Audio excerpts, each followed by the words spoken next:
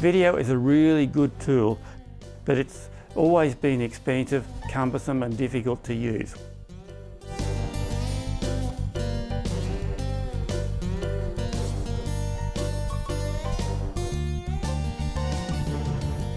Hi, you probably noticed from my hair that I've been around for a while and run into a few brick walls, which is probably right.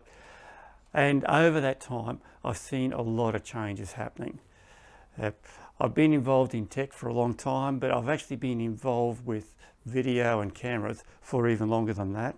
In fact, the very first camera I picked up was a box Brownie, very similar to this one. Not this exact one, but they're all the exact same thing. And they're really simple to use. You sort of looked in at the bottom there and pointed it out and press the shutter button and that was it. The mechanism inside, if I can just get this open, you just pull this out and that's where you wrap the film around there, and that was your lens. Just put the whole lot in there.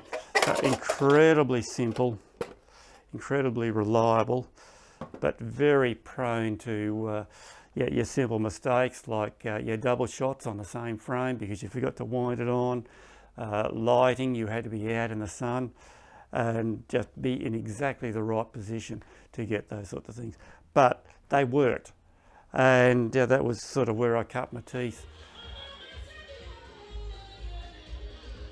What we have now are things like this, much more sophisticated. I don't have a lens on this particular camera, but it's got a big screen on it instead of this little tiny screen that we had on those.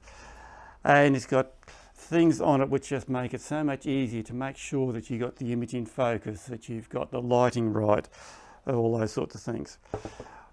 Where we used to take this one, it's one of the big differences, where we used to take this one out into the sun, and we had to have the sun behind us on the people that we were trying to get the photos of.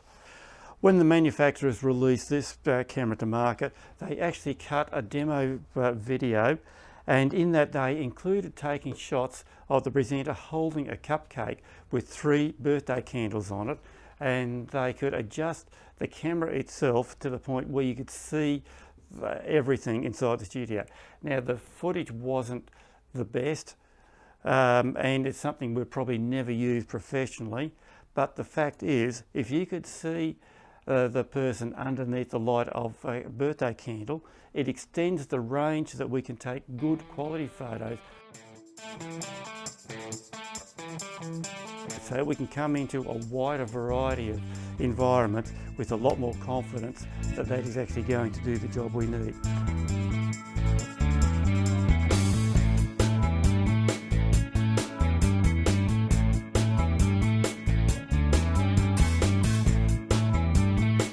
More than just the cameras itself, we've got a better understanding of the processes that help make a good video.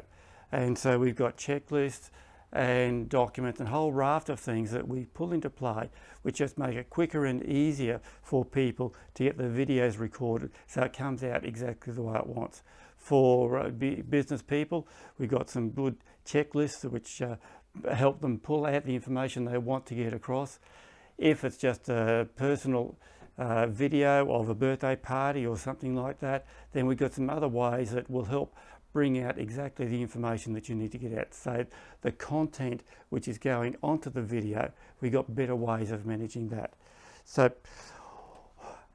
our aim has always been to help people be the best that they can be.